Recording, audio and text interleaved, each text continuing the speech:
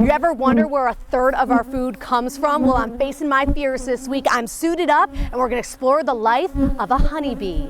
Victoria Carpenter has been a beekeeper for 7 years and invited me to her home to see her hives. I've always wanted to be a beekeeper, even as a child, and I wasn't really even in it for the honey, I just wanted the bees. She has 10 beehives in her backyard holding around 1 million bees. The most basic kind of hive to use are Langstroth hives. They were used at the turn of the century, and these are what Victoria uses. Bees are completely deaf.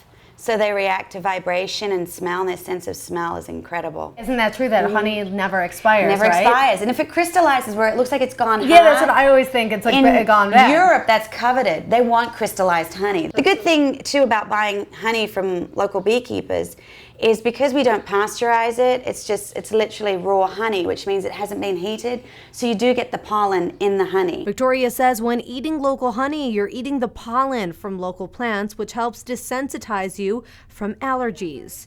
The honeybee is so important because they are the only insect that gives us food. Without the bees, we wouldn't have almonds or blueberries, avocados, things like that. They're so specific to so many foods, and if you have a hive on your property, keep it. And that trickle-down effect, if you lose the bees, we start to lose cattle and things like that. We can't produce their feed. Victoria suits me up from top to bottom, and we head to one of the hives. When they first hatch, they'll clean up the cell that within the wax that they were born in, and they become young nurse bees, and they stay within the hive and take care of the queen. And as they evolve, they become guard bees and finally foragers that find the pollen and nectar. The males are drones, and their only function essentially is to mate with a queen, and she'll only mate once in her lifetime. So how is a queen made? She will be laying eggs constantly, and she can lay up to 2,000 eggs a day.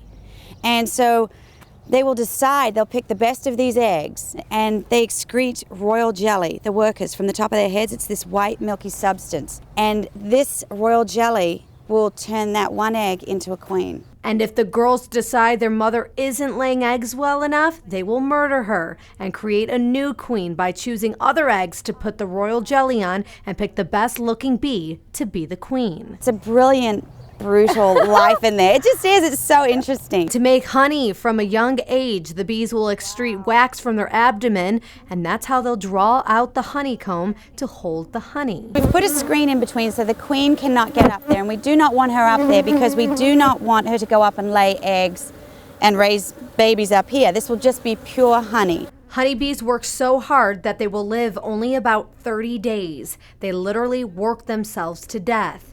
And in her lifetime will produce only 1/13 of a teaspoon of honey. Victoria begins harvesting this month and will get 5 gallons of honey off each hive, around 120 jars. Unfortunately, the honey wasn't ready yet, but you can purchase some soon. Thank you so much, Victoria, for having me over. That was so much fun. Thanks so much for coming. I loved it. All right, so where can people get some of your honey? Okay, towards the end of July, early part of August, it will be available at Pronto Pharmacy on 32nd Street. Wonderful. That's going to do it this week on 4 State Finds. We'll see you next time where we're keeping it local.